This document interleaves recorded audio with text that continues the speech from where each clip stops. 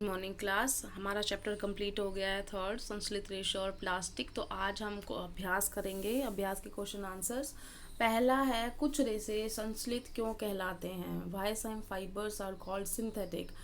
तो संश्लेषित का मतलब होता है बेटा जो मैन मेड है, आर्टिफिशियली जो सिंथेसाइज किए जाते हैं, वो हमें ऐसे ही नेचुरली प्रकृति से नहीं मिलते हैं। तो जो रेशे मानव निर्मित होते हैं, इसलिए उनको संश्लेषित कहते हैं, हम सिंथेटिक कहते हैं। जैसे आपके पास नाइलॉन है, ये संश्लेषित फाइबर का उदाहरण है। ठीक है। उसके बाद हम सेकंड क्वेश्चन पे आते हैं, सही उत्तर को चिन्हित कीजिए। इसका मतलब आपने टिक लगाना है कौन सा ठीक है। रेयोन एक संश्लेषित रेशा नहीं है। रेयोन वैसे आपने संश्लेषित रेशे की टाइप में पढ़ा था, लेकिन जो रेयोन होता है वो लकड़ी की लुगदी से प्राप्त किया जाता है, मतलब कास्ट लुगदी, वुड पल्प से प्राप्त किया जाता है। तो ये एक तरीके से प्राकृतिक हुआ। तो ये हमारा, लेकिन हमने लुगदी से आपको ऐसे ही नहीं मिल जाएगा, उसके लिए हमने मैन ने मेहनत की है ना। तो इस वजह से इसको संश्लेषित रेशे की कैटेगरी में रखा गया है। किसके संश्लेषित रेशे से मैच नहीं करता, देखो अब, क्योंकि ये संश्लित रेशा नहीं है, रेयोन संश्लित रेशा नहीं है, क्योंकि इसका रूप रेशम समान होता है। देखो ये तो कोई बात नहीं हुई, ये तो गलत हो गया है ना। तो इसका मतलब ये तो गलत है। इसे काश लुगदी से प्राप्त किया जाता है, ये बिल्कुल सही है, क्योंकि ये प्रकृति से हमें मिला है। तो संश्लेषित रेशा जो होता है वो मैनमेड होता है, वैसे पूरा 100%, लेकिन हमने इसे लकड़ी से प्राप्त किया, जो प्रकृति है वहाँ से प्राप्त किया है। तो ये वाला ठीक है। बाकी जो दूसरे सिंथेटिक फाइबर्स हैं वो बिल्कुल आर्टिफिशियली सिंथेसाइज किए जाते हैं, कहीं प्रकृति से कोई चीज़ नहीं ली जाती है। इसके रेशों को प्राकृतिक रेशों के समान बुना जा सकता है। तो ये तो सारे संश्लित रेशों के साथ होता है, तो ये भी नहीं है। तो एक ठीक है, खैर। इसके बाद आते हैं हम थर्ड क्वेश्चन पे, उचित शब्दों द्वारा रिक्त स्थानों की पूर्ति कीजिए। संश्लेषित रेशे अथवा खालिस्तान रेशे भी कहलाते हैं। संश्लित रेशों का हमने क्या नाम दिया था? एक तो क्या होता है बेटा, ये मानव निर्मित होते हैं। क्या होते हैं? मानव निर्मित। तो मानव निर्मित आएगा इसमें, और इसमें कृत्रिम, क्योंकि हम कोई चीज़ बनाते हैं तो उसके लिए क्या लिखते हैं? कृत्रिम। तो संश्लित रेशे जो होते हैं मानव निर्मित होते हैं और कृत्रिम रेशे भी कहलाते हैं। इंग्लिश में बेटा आएगा, synthetic fibres are man made और आर्टिफिशियल। ठीक है ना। तो सिंथेटिक रेशो को हम क्या बोलते हैं? आर्टिफिशियल भी बोल देते हैं, मैनमेड फाइबर्स भी बोल देते हैं, सिंथेटिक तो बोलते ही हैं। ठीक है। अब हम आते हैं दूसरे भाग पे। संश्लित रेशे कच्चे माल से संश्लेषित किए जाते हैं। जो तो संश्लित रेशे जो होते हैं, संश्लेषित रेशे जो सिंथेटिक फाइबर्स होते हैं, वो जो रॉ मटेरियल होता है उससे तैयार किए जाते हैं, और ज़्यादातर वो होते हैं पेट्रोकेमिकल्स। तो क्या नाम आएगा यहाँ पर? इंग्लिश में आएगा बेटा पेट्रोकेमिकल्स, और हिंदी में आएगा पेट्रो रसायन। क्या आएगा? पेट्रो रसायन। ठीक है। तो इंग्लिश वाले पेट्रोकेमिकल लिखेंगे, हिंदी वाले पेट्रो रसायन लिखेंगे। ठीक है। अब आते हैं हम गए क्वेश्चन पे। संश्लेषित रेशे की भांति प्लास्टिक भी एक क्या है? तो संश्लेषित और प्लास्टिक, मतलब सिंथेटिक फाइबर्स और प्लास्टिक में सिर्फ एक ही समानता है कि वो दोनों ही बहुलक हैं। क्या है? बहुलक। क्या है? बहुलक। बहुलक को इंग्लिश में क्या बोलते हैं? पॉलीमर। तो इसमें आ जाएगा बहुलक। ठीक है। इंग्लिश में बोलते हैं इसे बेटा पॉलीमर, जो बहुत सारी यूनिट जुड़ के बनता है ना, उसे। अब आते हैं हम नेक्स्ट क्वेश्चन पे। नेक्स्ट है, नाइलॉन रेशों से निर्मित दो वस्तुओं के नाम बताइए जो नाइलॉन रेशे की प्रबलता दर्शाती हो। एक तो बेटा नाइलॉन रेशों के माउंट क्लाइंबिंग जो करते हैं, पर्वतारोही जो होते हैं, वो इस्तेमाल करते हैं। दूसरा जो पैराशूट्स की रोप्स होती हैं, आप देखो कोई ऊंचाई से गिर जाए, रस्सी टूट जाए तो कितना जान का खतरा हो जाएगा ना। रॉक क्लाइंबिंग करते वक्त रस्सी टूट जाए तो खतरा हो जाएगा। तो अब तो आप ये समझ लो लाइफ रिस्क पे होती है उन रोप्स पे, और रोप्स पे इतना विश्वास होता है कि वो सारी की सारी नाइलॉन से बनी होती हैं, क्योंकि नाइलॉन जो होता है बहुत स्ट्रांग होता है। ठीक है। दूसरा, अब ये आ गया हमारा, दो हमने बता दिए हैं। पांचवें क्वेश्चन पे आते हैं। 5वां क्वेश्चन जो है खाद्य पदार्थों का संचयन करने हेतु प्लास्टिक पात्रों के उपयोग के 3 प्रमुख लाभ बताइए। तो ये बोलते हैं कि खाद्य पदार्थ, इसका मतलब जो आपके खाने पीने की वस्तुएं होती हैं उसके 3 लाभ बताने हैं कि क्या लाभ हैं। सबसे पहले तो देखो, मान लो आप ये याद ही करो, आपकी मम्मी चीनी कैसे बर्तन में रखती है, ठीक है ना, चाय पत्ती कैसे में रखती है। ज़्यादातर घरों के अंदर प्लास्टिक के कंटेनर होते हैं। पहली बात क्यों? क्योंकि हल्का होता है ना। पहली बात क्या है? हल्का। दूसरी बात क्या है? सस्ता। तीसरी बात क्या है? चिरस्थायी, लंबे समय तक चलने वाला है, ड्यूरेबल है। हल्का को बोलते हैं लाइट, सस्ता को बोलते हैं चीप, चिरस्थायी को बोलते हैं ड्यूरेबल। ठीक है, तो ये सब जो हैं ये इसकी विशेषताएं हैं जिसकी वजह से प्लास्टिक के पात्र हम इस्तेमाल करते हैं। उसके बाद आता है थर्मोप्लास्टिक और थर्मोसेटिंग प्लास्टिक के मध्य अंतर को स्पष्ट कीजिए। तो देखो, सबसे पहले तो जो थर्मोप्लास्टिक है हमारा, वो समझो आप। थर्मोप्लास्टिक कौन सा होता है? जिसको हम दोबारा से गर्म करते हैं तो अगर उसको दूसरे सांचे में ढाला जाए तो वो ढल जाता है, क्योंकि वो नरम पड़ने लग जाता है गर्म करने के बाद। जबकि थर्मोसेटिंग जो होते हैं, गर्म करने के बाद वो उनको कुछ नहीं होगा, मतलब वो पिघलेंगे नहीं। ठीक है, तो इसका मतलब ये एक बार जो बन गए वो बन गए। ठीक है ना। तो थर्मोप्लास्टिक को हम दोबारा से यूज़ कर सकते हैं, जैसे पॉलीथीन वगैरह, कूड़े वाले कचरे को इकट्ठा करके हम पॉलीथीन को अलग से सेपरेट करके देते हैं ना, उसको रिसाइकलिंग वाली कंपनियों में जाता है ना दोबारा से बनने के लिए, तो वो थर्मोप्लास्टिक वाला जाता है, थर्मोसेटिंग वाला नहीं जाता है। अब दूसरा, इसका मतलब हम रीयूज़ करवा सकते हैं थर्मोप्लास्टिक वाले को, थर्मोसेटिंग प्लास्टिक को हम दोबारा से यूज़ नहीं करवा सकते। तीसरा डिफरेंस जो होता है बेटा, थर्मोप्लास्टिक हालांकि उसी से रिलेटेड है, लेकिन थोड़ा सा सोचना है आपने। थर्मोप्लास्टिक जो होता है वो सुचालक होता है, सॉरी, थर्मोप्लास्टिक जो होता है वो क्या होता है? सुचालक होता है ऊष्मा का। भाई सुचालक है तभी तो ऊष्मा उसके अंदर से पास हो रही है, तभी तो वो क्या हो रहा है। आप कभी पॉलीथीन जला के देखा है?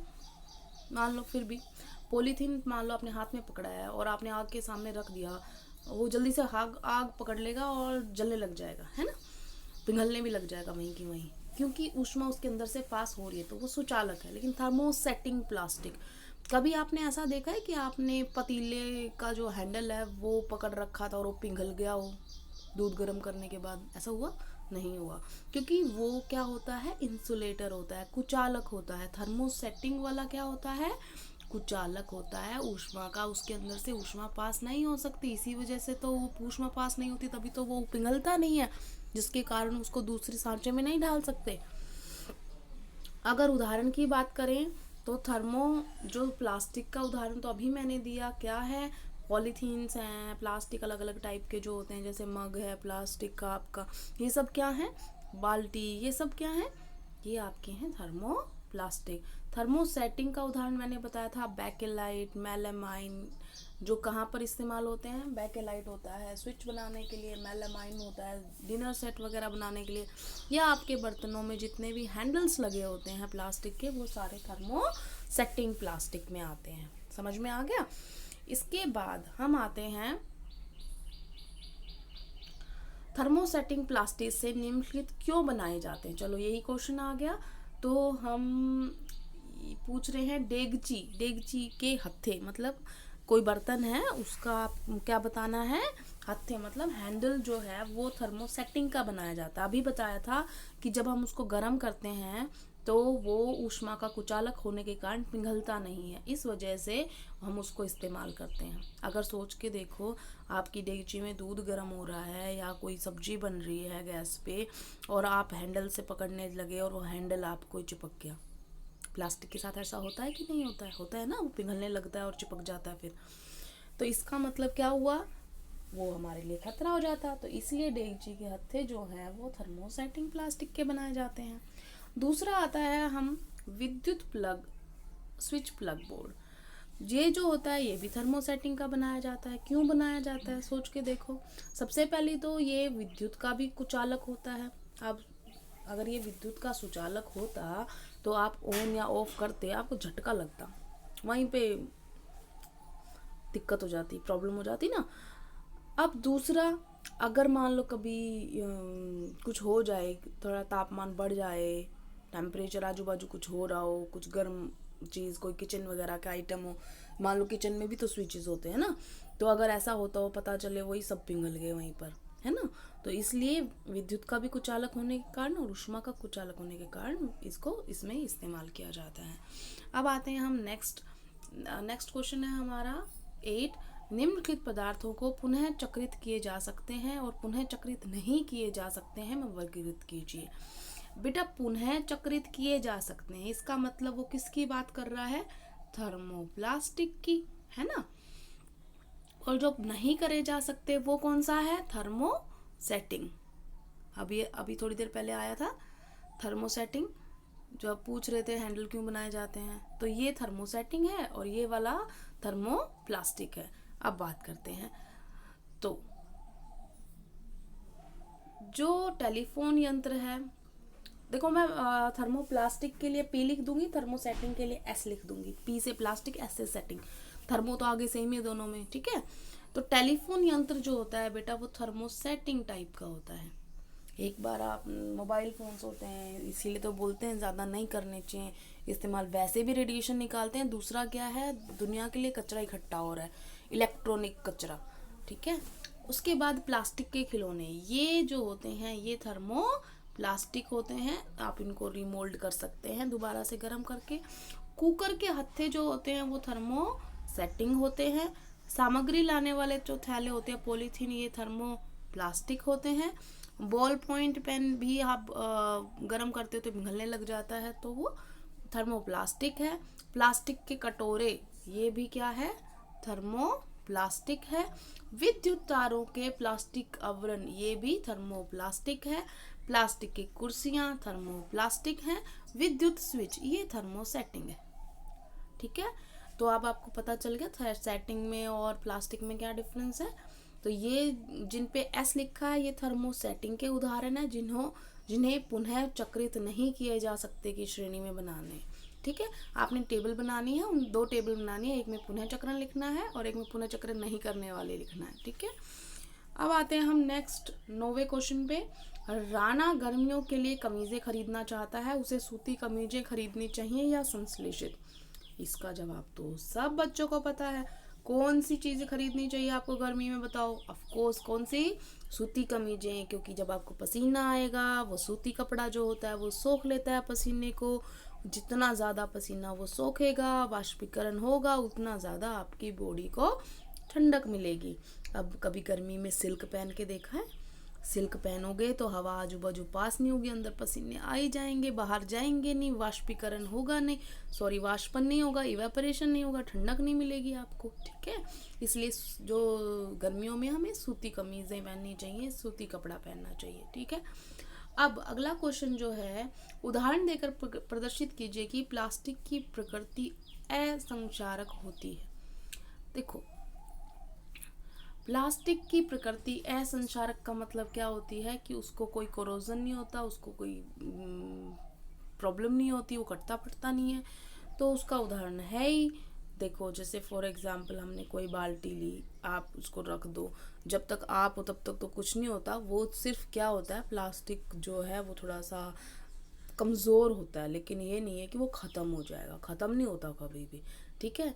तो प्लास्टिक जो होता है ना, कभी आप उसको तोड़ सकते हो, मतलब तोड़ तो सकते हो, लेकिन मतलब उस तरीके से बोल रही हूँ, डिकम्पोज वाले से आप घटित नहीं कर सकते उसको, जैव निम्न करणीय नहीं है वो, ठीक है ना, नॉट बायोडिग्रेडेबल।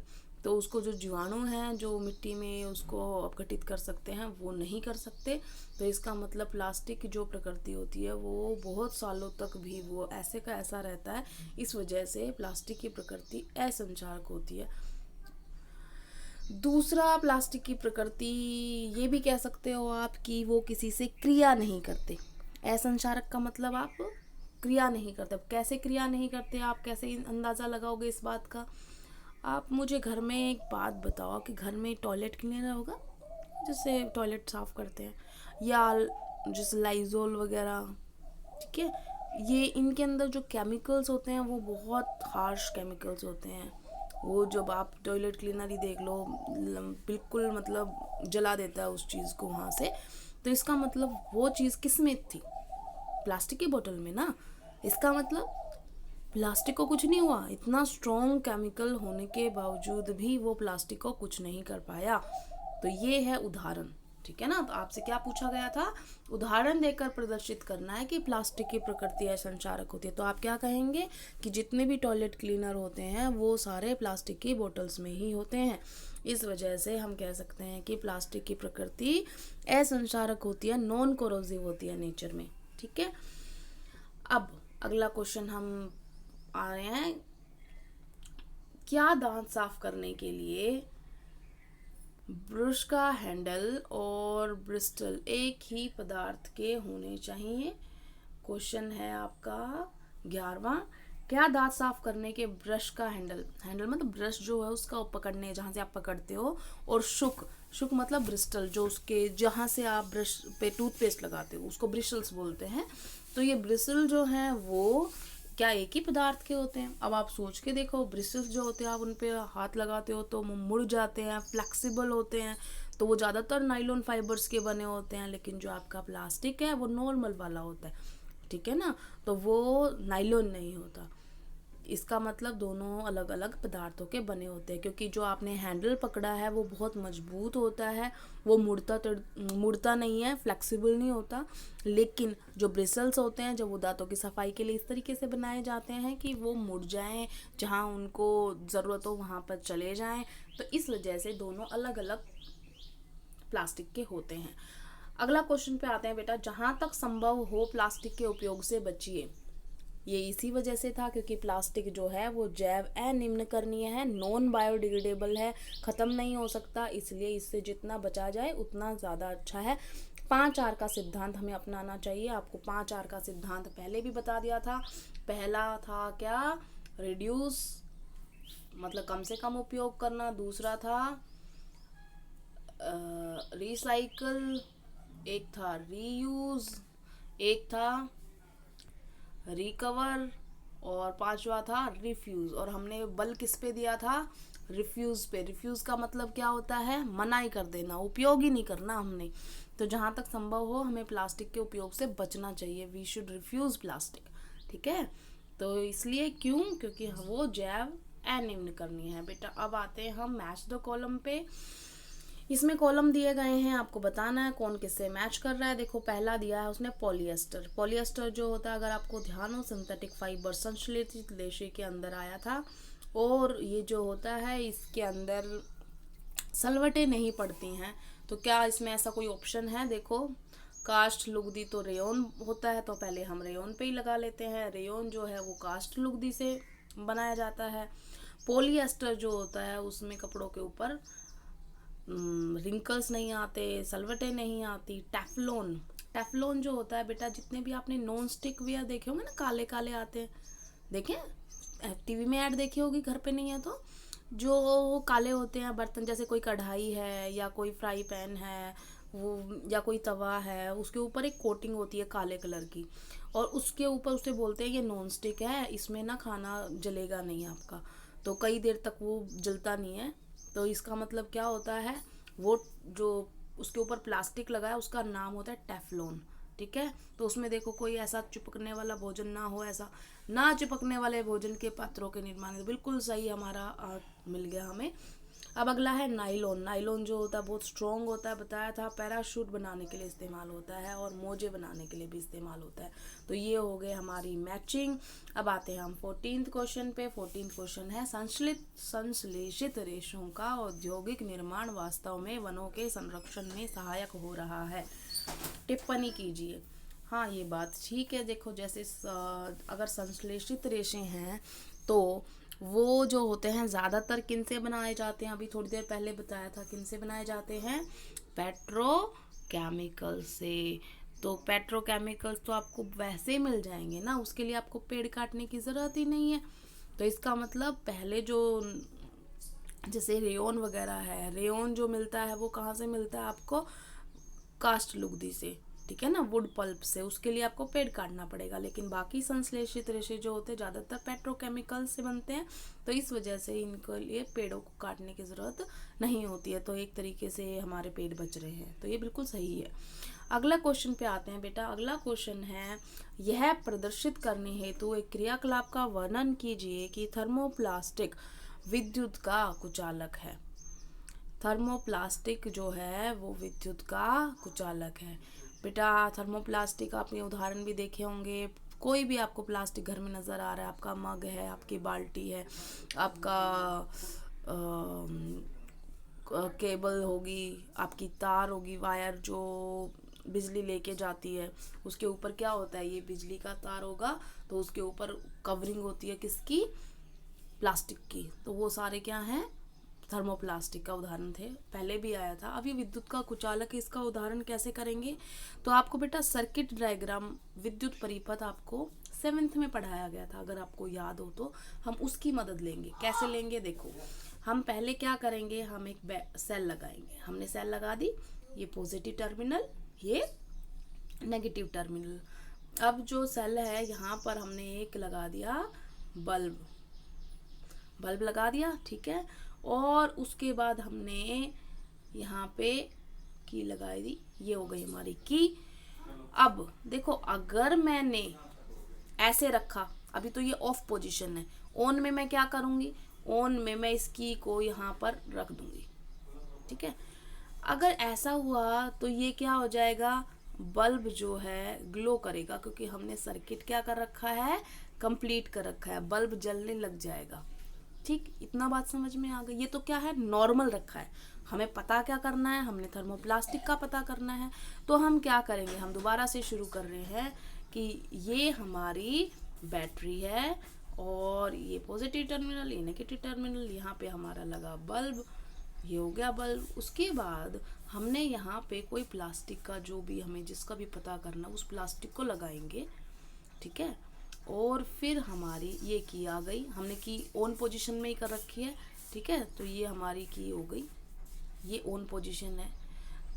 अब जब ऑन कर दिया और प्लास्टिक यहाँ पे रखा हुआ है, तो बल्ब जलेगा कि नहीं जलेगा? नहीं जलेगा। ये बल्ब जो है ग्लो नहीं होगा। क्यों? क्योंकि प्लास्टिक बीच में आने से उसका सर्किट जो है वो कंप्लीट नहीं हुआ।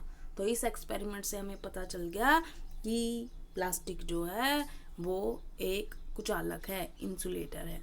आज आपका पूरा चैप्टर कंप्लीट हो गया विद क्वेश्चन आंसर। आज आपने ये लिखने हैं, और आपने पिछली जो वीडियो नहीं देखी है वो भी देखनी है। Be regular in watching videos, ठीक है। Thank you class.